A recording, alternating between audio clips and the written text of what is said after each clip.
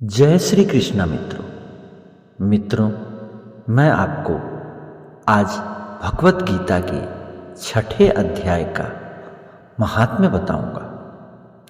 इस अध्याय को आत्म संयम योग कहते हैं, जिसका विषय नाम से ही प्रकट होता है। जितने विषय हैं उन सब में इंद्रियों का संयम यही कर्म और ज्ञान का निचोड़ है। सुख में और दुख में मन की समान स्थिति, इसे ही योग कहते हैं। भगवान कहते हैं, सुमुखी, अब मैं 6ठे अध्याय का महात्म्य बतलाता हूं, जिसे सुनने वाले मनुष्यों के लिए मुक्ति आसान हो जाती है। गोदावरी नदी के तट पर प्रतिष्ठानपुर नामक एक विशाल नगर है, जहां मैं पिलपेश के नाम से विख्यात होकर रहता हूं। उस नगर में जनश्रुति नामक एक राजा रहते थे, जो भूमंडल की प्रजा को अत्यंत प्रिय थे। उनका प्रताप मार्तंड मंडल के प्रचंड तेज के समान जाना जाता था।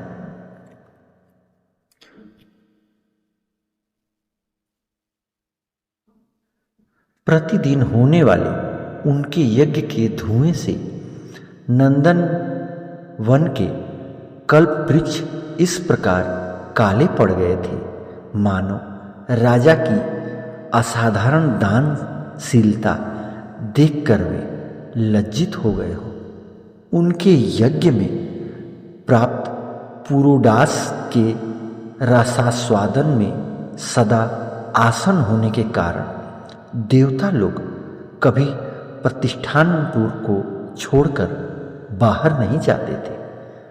उनके दान के समय छोड़े हुए जल की धारा प्रताप रूपी तेज और यज्ञ के धुओं की पृष्ठ होकर मेघ ठीक समय पर वर्षा करते थे। उस राजा के शासन काल में खेती में होने वाले 6 प्रकार के उपद्रवों के लिए कहीं थोड़ा भी स्थान नहीं मिलता था, और अच्छी नीतियों का सर्वत्र प्रसार होता था। वे बावड़ी, जिसे कुआं कहते हैं, और पोखरे खुदवाने के बहाने मानो प्रतिदिन पृथ्वी के भीतर की निधियों का अवलोकन करते थे। एक समय राजा ने दान, तप, यज्ञ और प्रजा पालन से संतुष्ट होकर स्वर्ग के देवताओं ने उन्हें वर देने के लिए आए। वे कमल नाल के समान उज्ज्वल हंसों का रूप धारण कर अपनी पंख हिलाते हुए आकाश मार्ग से चलने लगे। उड़ते हुए वे सभी हंस परस्पर बातचीत भी करते जाते थे। उनमें से भद्राश्व आदि 2-3 हंस वेग से उड़कर आगे निकल गए। तब पीछे वाले हंस ने आगे जाने वाले को संबोधित करते हुए कहा, अरे भाई भद्राश्व, तुम लोग वेग से चलकर आगे क्यों हो गए?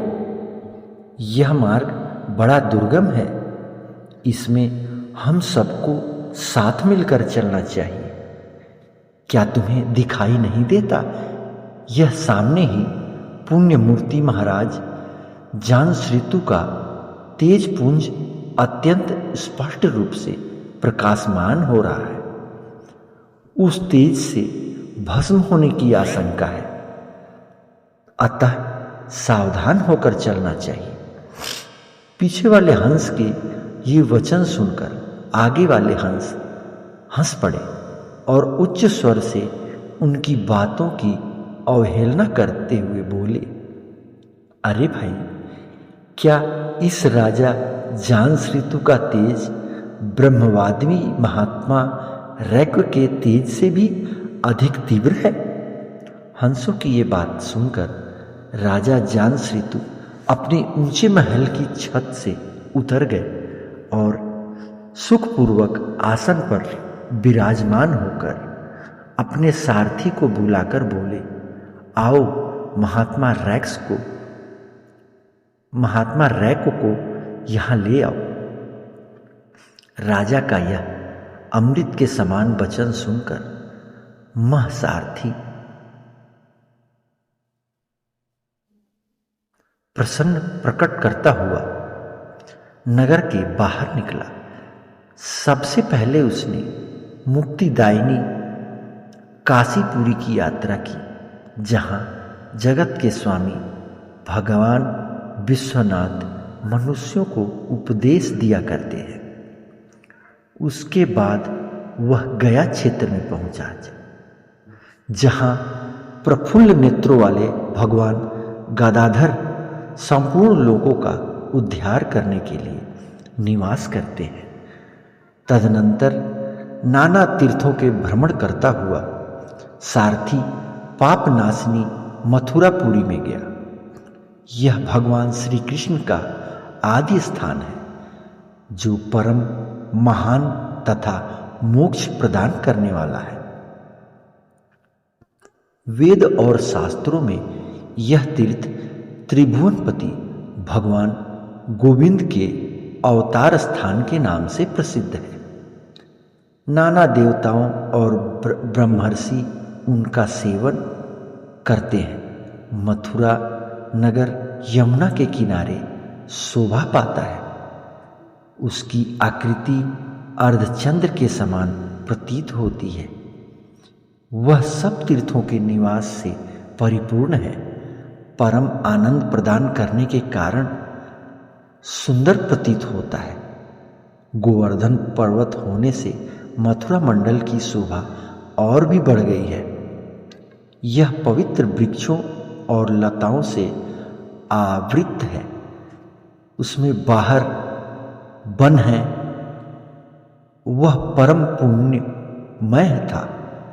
सबको विश्राम देने वाले श्रुतियों के सारभूत भगवान श्री कृष्ण की आभार भूमि है।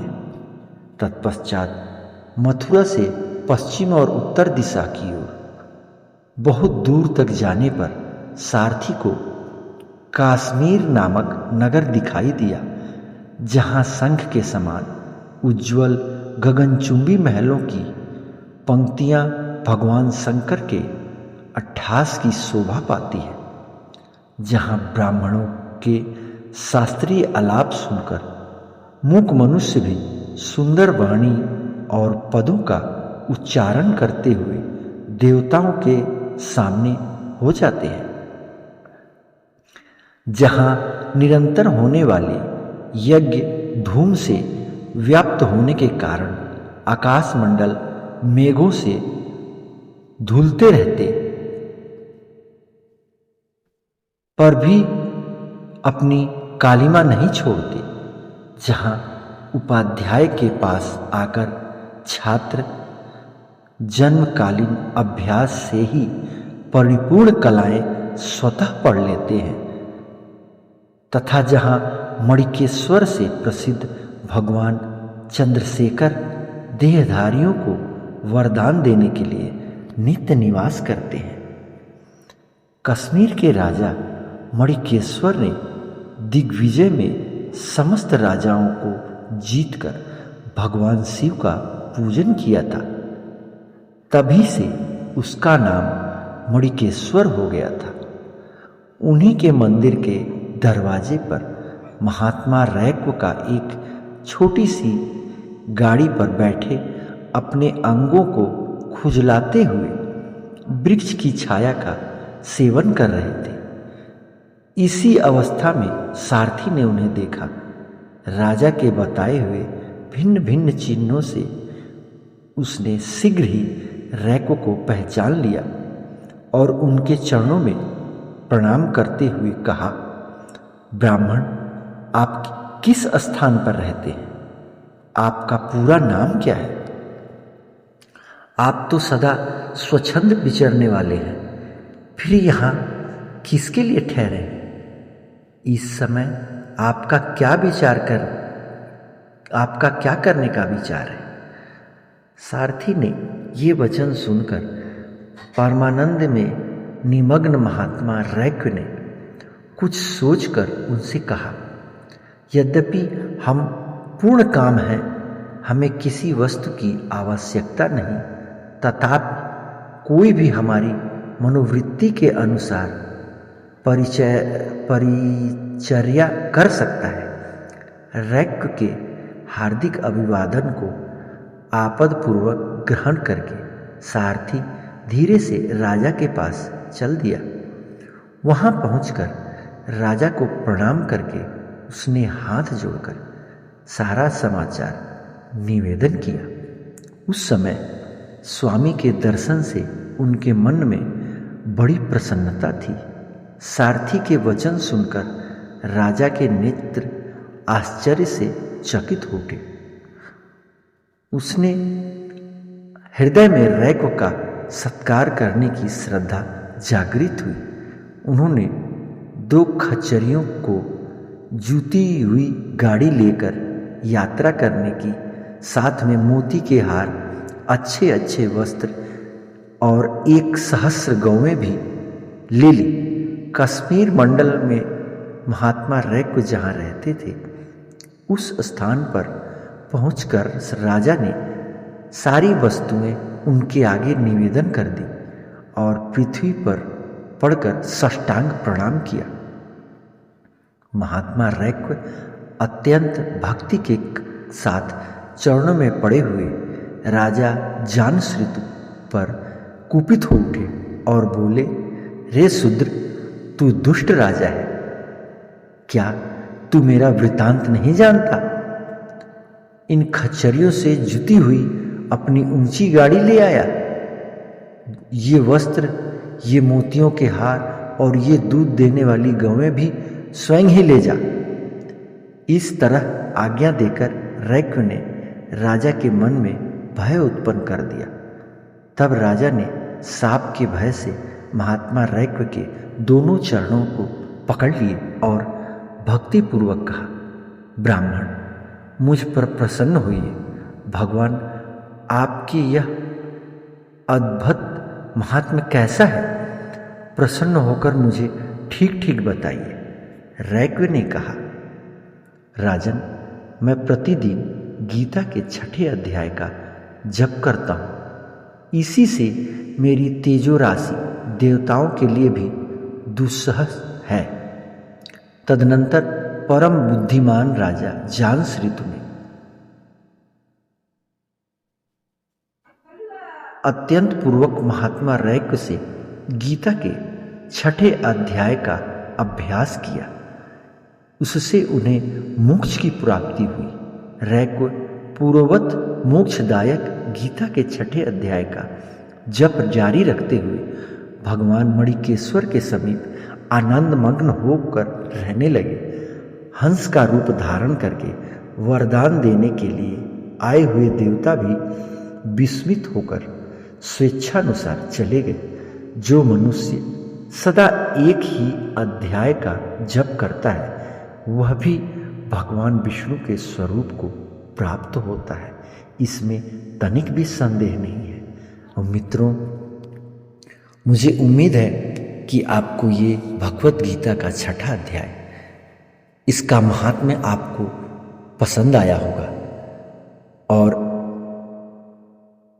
मैं आपको अपने तरफ से बस इतना ही कहूँगा कि आप हमेशा भगवान पे श्रद्धा रखिए, निष्ठा रखिए।